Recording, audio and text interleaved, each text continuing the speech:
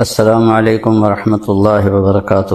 بسم اللہ الرحمن الرحیم والصلاة والسلام علی رسولہ الکریم وعلی آلہ واصحابہ اجمعین۔ اللہ تبارک و تعالیٰ کی اس امت کے ساتھ جناب رسول اللہ صلی اللہ علیہ وسلم کی طفیل اور ان کے صدقے میں بے شمار مہربانیاں ہیں، انگنت مہربانیاں ہیں۔ اس میں ہمیں دو عیدیں بھی ان نعمتوں میں شامل ہیں جو کسی امت کو رمضان کے بعد عید کی نماز نہیں ملی، اور 10 ذو الحج کو عید قربان نہیں ملی، اور قربانی کرنا یہ نہیں ملا۔ اس امت کے بے شمار فضائل میں سے آج یہ ایک فضیلت کی ہم بات کر رہے ہیں، عید قربان۔ روشن خیالی کا زمانہ آ گیا ہے۔ روشن خیالی تو نہیں ہے، وہ اندھیر خیالی ہے کہ کتنے لوگ یہ کہنا شروع کر دیا ہے کہ قربانی کا کیا فائدہ، اتنے جانوروں کا خون ضائع ہوتا ہے، لوگوں کو پیسے دیا جائے، ویسے ان کی مدد کی جائے، اور اس قسم کی باتیں۔ تو ایک آیت ہے، یا ایھا الذین آمنوا لا تقدموا بین یدی اللہ ورسولہ، اے ایمان والو اللہ اور اس کے رسول سے آگے مت بڑھو۔ اب یہ اس وقت تو یہ حکم تھا جب صحابہ تھے، تو جب آپ چل رہے ہوں تو ان کے آگے مت چلو، لیکن قیامت تک کے لیے قرآن ہے، تو اس کا معنی جو مفسرین نے کیا ہے وہ یہ ہے کہ اللہ اور اس کے رسول کی بتائی ہوئی ترتیب زندگی کو کراس مت کرو، اس کے آگے نہ نکل جاؤ۔ ہماری عقلوں کا معیار کیا ہے، ہمارے علم کا معیار کیا ہے؟ تو میرے نبی نے حج کے موقع پر ایک بکرا آپ ذبح فرما دیتے تو آپ کی قربانی ہو جاتی۔ یہ سنت ابراہیم ہے۔ میں تھوڑا پیچھے چلا جاؤں کہ وَإِذِ ابْتَلَىٰ إِبْرَاهِيمَ رَبُّهُ بِكَلِمَاتٍ فَأَتَمَّهُنَّ قَالَ إِنِّي جَاعِلُكَ لِلنَّاسِ إِمَامًا قَالَ وَمِنْ ذُرِّيَّتِي قَالَ لَا يَنَالُ عَهْدِ الظَّالِمِينَ، کہ جب اللہ تعالیٰ فرماتے ہیں کہ جب میں نے اپنے خلیل ابراہیم کو امتحانوں میں ڈالا تو وہ ہر امتحان میں پورا نکلا، تو میں نے کہا کہ ابراہیم میں تمہیں لوگوں کا امام بناؤں۔ تو انہوں نے فرمایا میری نسل میں بھی ہو، تو کہا نہیں، جو ظالم ہوں گے وہ اس کے حقدار نہیں ہوں، جو فرما بردار ہوں گے وہ اس کے حقدار ہوں۔ اور اس میں جو ایک بہت بڑا امتحان لیا کہ 84 سال کی عمر میں بیٹا پیدا ہوا، 60 سال اگر 20 سال کی عمر میں شادی ہوئی ہو تو 64 سال دعا مانگتے رہے، رب ھب لی من الصالحین، اور اللہ نے بیٹا دیا تو فرمایا اس کو چھوڑ کے آؤ یہاں سے دور۔ انہوں نے عرض کی کہاں؟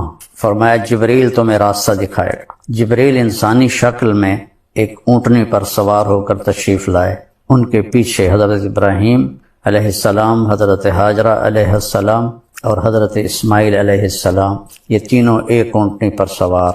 اور جب مکہ کے کالے پہاڑ آ گئے اور ایک وادی تھی نیچے، تو پہاڑ ایسے اوپر اس کے کھڑے ہوئے تھے، انہوں نے اس کو چھپایا ہوا تھا اس وادی، کہنے لگے یہاں چھوڑ دو اور تم خود واپس چلے جاؤ۔ تو حیران ہوئے، آگ میں ڈالے گئے تو کچھ نہیں بولے، حسبی اللہ و نعم الوکیل اتنا کہا، لیکن جب وہاں کہا جبریل نے یہاں چھوڑ دو تو کہنے لگے یہاں کیسے چھوڑ دوں، یہاں تو کچھ بھی نہیں ہے۔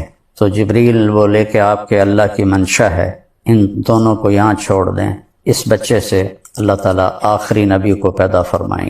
تو یہ اتنی بڑی قربانی تھی، اور ان سے بڑھ کر قربانی حضرت ہاجرہ کی تھی کہ اگر وہ آپ کی دوسری بیوی سے پیدا ہوتا تو وہ آپ کی ہم عمر تھی، اور اللہ نے ان سے بھی، حضرت اسحاق ان سے پیدا ہوئے، وہ بعد میں پیدا ہوئے۔ ان کی جو بیگم تھی حضرت سارہ، تو ان سے نہیں پیدا ہوا، وہ مصر کی شہزادی سے پیدا ہوا جن کی 20-25 سال عمر تھی۔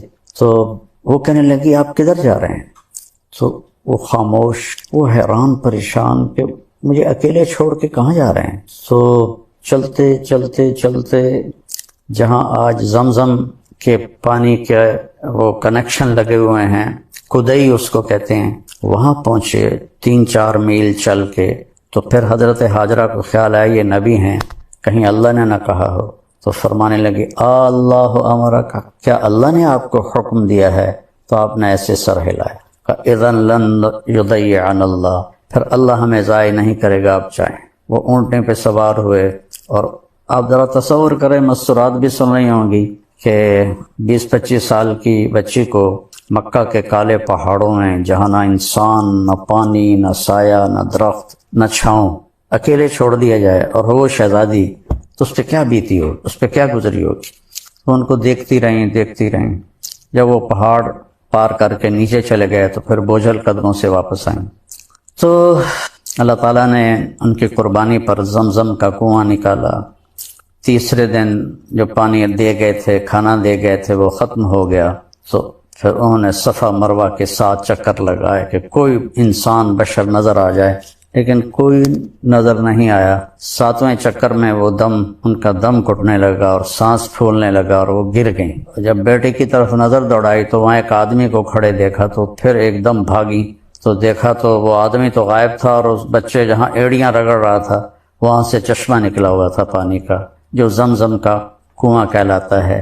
اور اس سے پرانا کنواں دنیا میں کوئی موجود نہیں جو آج بھی اسی طرح صاف ستھرا پانی دے رہا ہو۔ اس میں کیڑے نہیں پیدا ہوتے، اس میں مینڈک نہیں پیدا ہوتے، اس میں وہ پانی میں سبز رنگ کی کائی جم جاتی ہے، وہ نہیں جمتی، کوئی مچھر وہاں پیدا نہیں ہوتا، اور کوئی اس کا کسی چشمے سے رابطہ نہیں، تعلق نہیں، کسی پیچھے پانی کے کسی حوض کے ساتھ یا پانی کے کسی خزانے کے ساتھ اس کا رابطہ نہیں۔ وہاں جو انجینئر تھے کنویں پر، وہ انڈین تھے، وہ مجھے ملے، انہوں نے بتایا کہ جب ہم چلاتے ہیں موٹر ٹربائن کو تو اس میں سوراخ ہیں کنویں کی دیواروں میں، ان سے پانی ایسے ابل کے آتا ہے، اور جب ہم بند کرتے ہیں ٹربائن کو تو وہ پانی بند ہو جاتا ہے، اور آج تک اس کا لیول کبھی بھی کم نہیں۔ تو پھر اللہ تعالیٰ نے فرمایا اب جاؤ اور ذبح کر کے آ جاؤ۔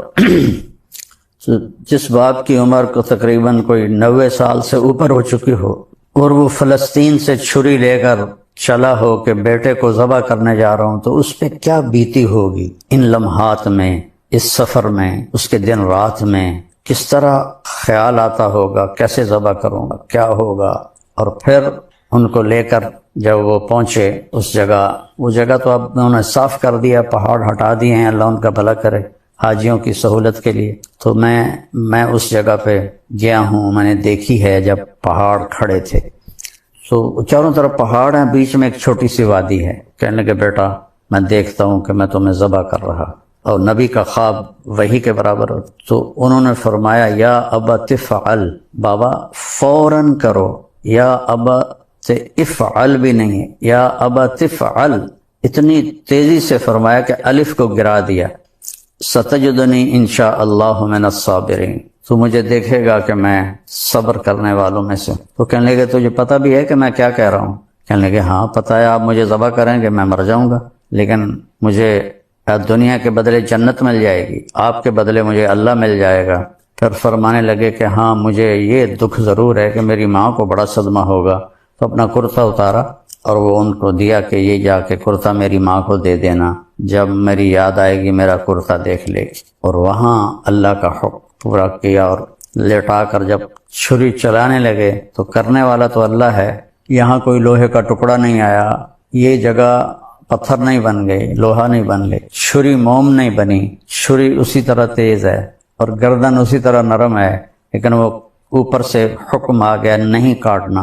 2-3 دفعہ چھری چلائی، نہیں چلی، تو تیسری دفعہ پھر اللہ تعالیٰ نے جبریل سے فرمایا کہ جلدی سے جنت سے چھترا لے کر جاؤ اور اسماعیل کو نکال لو اور چھترے کو ڈال دو۔ ابراہیم علیہ السلام نے آنکھوں پہ پٹی باندھی ہوئی تھی، اور جب ان کو لٹایا اونھے منہ الٹا کر کے، تو ان کی کمر پہ اپنے گھٹنے کو رکھ کر ان کے سر کے بال پکڑ کے ایسے اٹھا کے گردن کو اوپر کیا، تو ایسے آسمان کو دیکھا کہ یا اللہ تو مجھ سے ناراض ہو گیا ہے کہ اسماعیل کی محبت میرے دل میں پیدا ہو گئی ہے، تو دیکھ میں اسے تیرے نام پہ قربان کر رہا ہوں۔ اس بات کو سن کر آسمان کے سارے فرشتے روئے تھے، اور دوسری دفعہ آسمان کے فرشتے روئے تھے جب ہمارے نبی پاک صلی اللہ علیہ وسلم کو طائف والوں نے اتنے پتھر مارے کہ آپ بے ہوش ہو کے گر گئے، اس وقت آسمان کے فرشتے روئے تھے۔ 2 دفعہ روئے ہیں آسمان کے فرشتے۔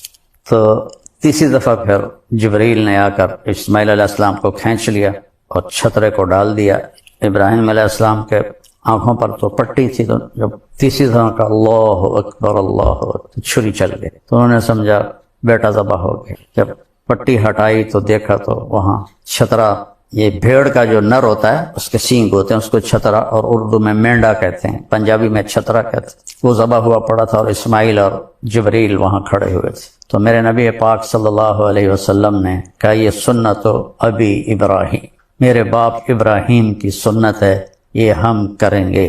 تو آپ کے تقریباً 9 عیدیں، 9 عید الفطر اور 9 ہی عید قربان آپ کو ملیں۔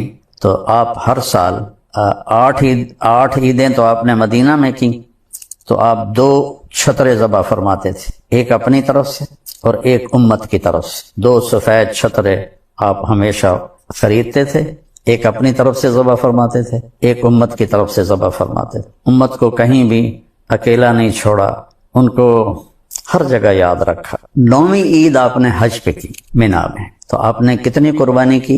63 اونٹ آپ نے ذبح فرمائے، اپنی عمر کے ہر سال کا ایک اونٹ، اور ایک اونٹ میں 7 حصے ہوتے ہیں، 7، تو کوئی 450 کے قریب آپ نے قربانیاں کی 63 اونٹوں میں۔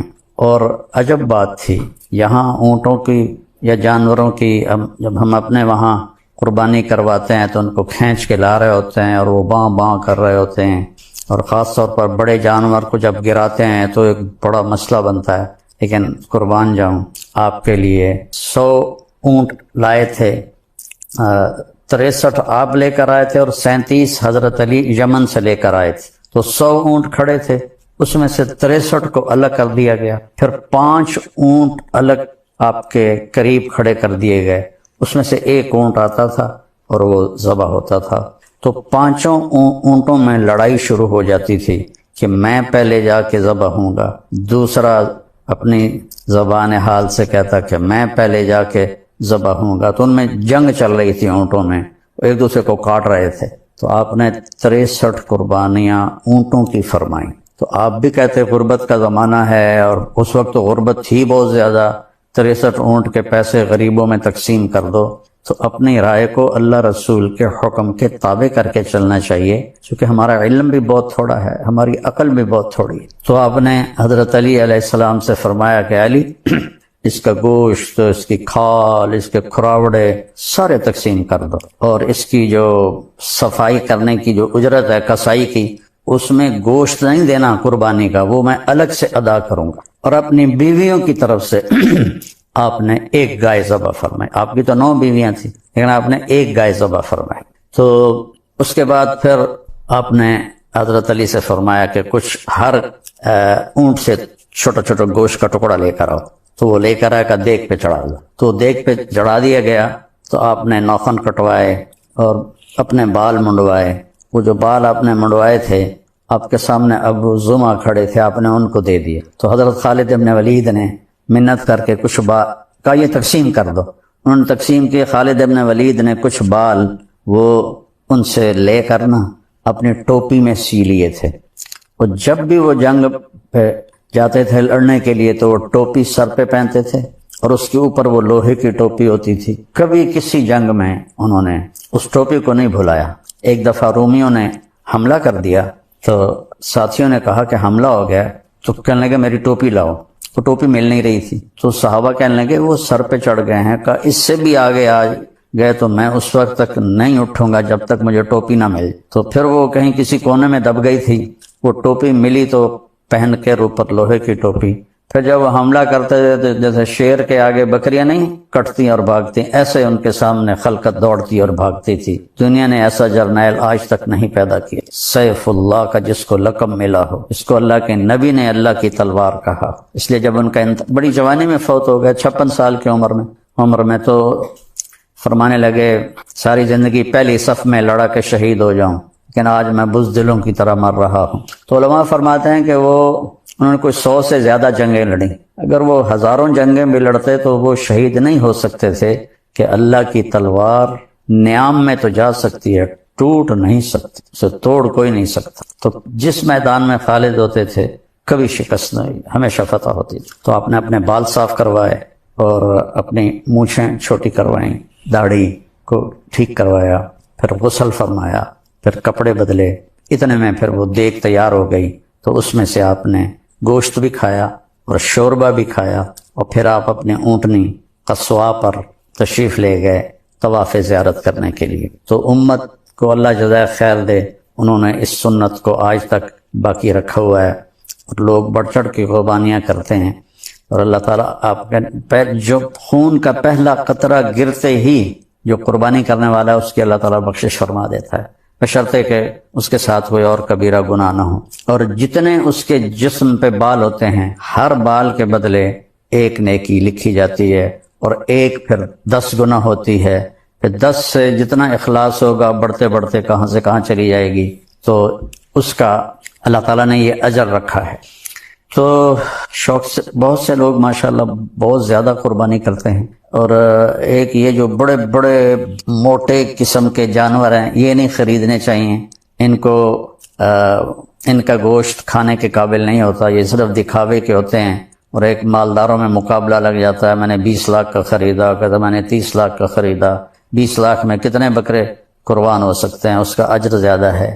تو یہ جو یعنی ضرورت سے زیادہ موٹے جانور آپ کو نظر آتے ہیں، چاہے بکرے ہوں چاہے یہ گائے بیل ہو، یہ ان کے ساتھ کچھ کرتے ہیں جس کی وجہ سے وہ بہت زیادہ چربی چڑھ جاتی ہے، تو ان کا گوشت کھانے کے قابل نہیں ہوتا ہے۔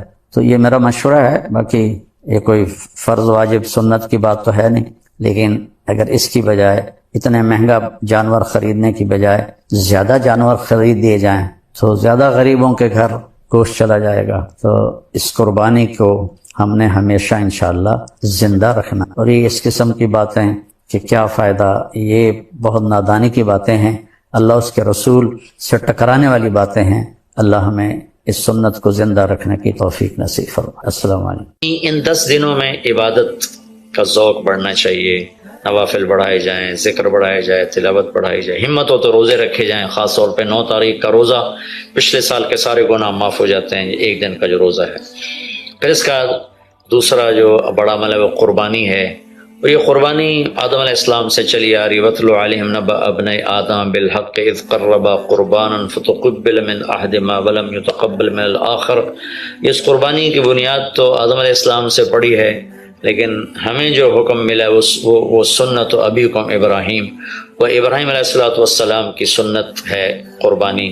ایک بہت خوبصورت قصہ ہے اور بہت عجیب و غریب قصہ ہے کہ اللہ پر سب کچھ لگا دینا۔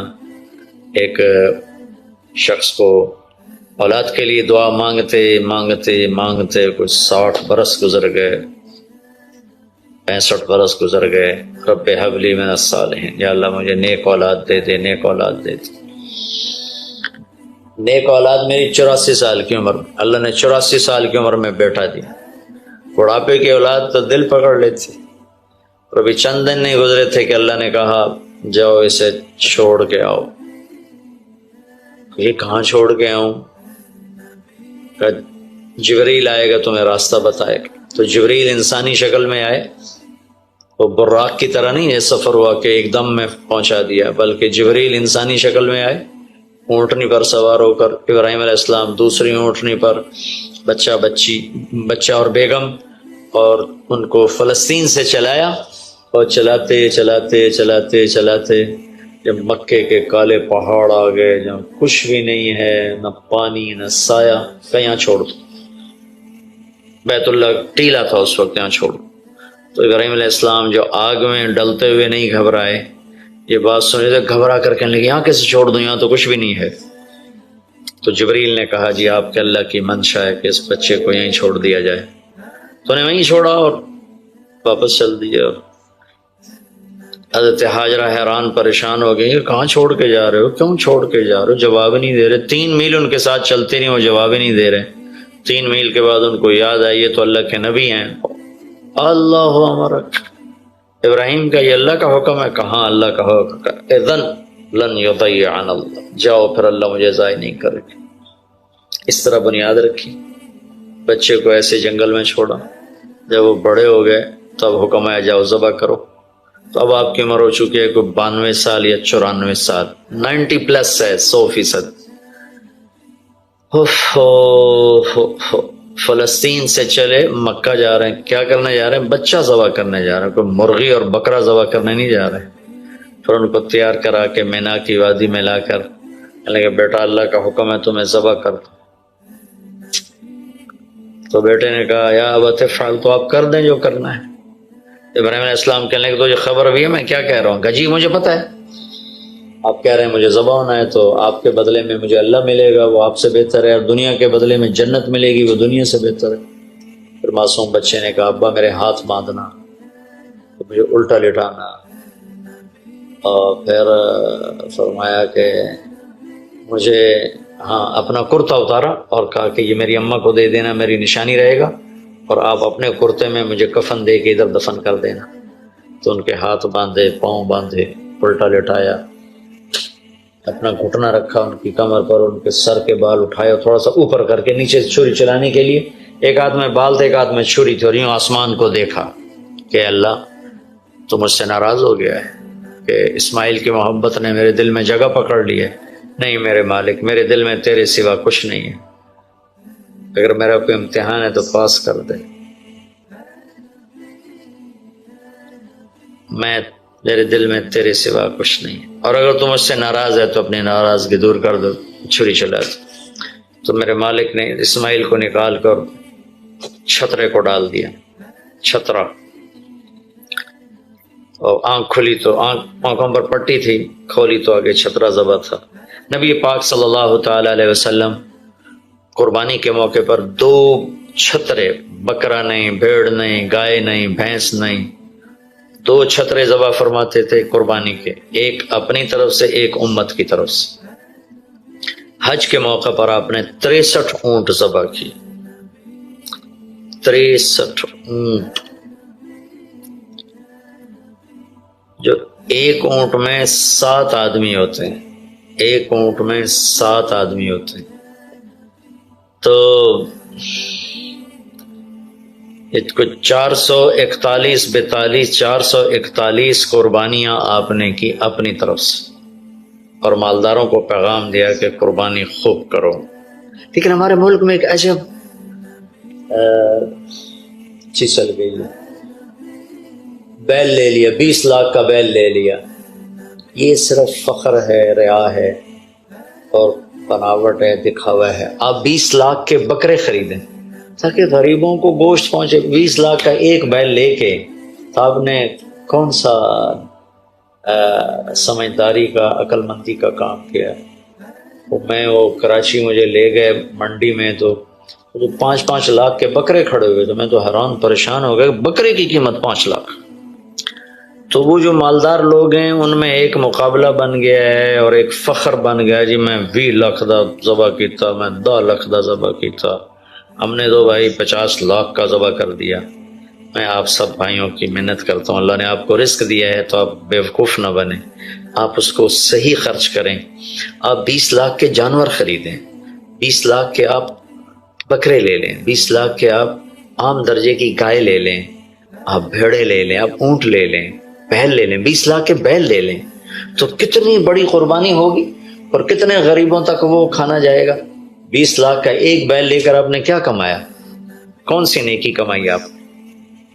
تو میں اگر کوئی میری بات پہنچ جاتی ہے کسی ایسے میرے بھائی تک جو ایسا شوقین ہے، یقیناً اس نے اللہ کے لیے بہت بڑا قدم اٹھایا کہ 20 لاکھ خرچ کر دیے ہیں، لیکن تھوڑی سی نادانی سے کام لیا ہے، بلکہ بہت بڑی نادانی سے کام لیا ہے کہ 20 لاکھ صرف 4-5 من 10 من گوشت پہ لگا دیے، جبکہ اس میں سے 1000 من گوشت نکل سکتا تھا اگر وہ 20 لاکھ کے بکرے لے لیتے، 20 لاکھ کے بھیڑے لے لیتے، چھترے لے لیتے، دمبے لے لیتے، 20 لاکھ کے گائے عام خرید لیتے اور بچڑے لے لیتے، تو کتنے غریبوں تک یہ گوشت چلا جاتا۔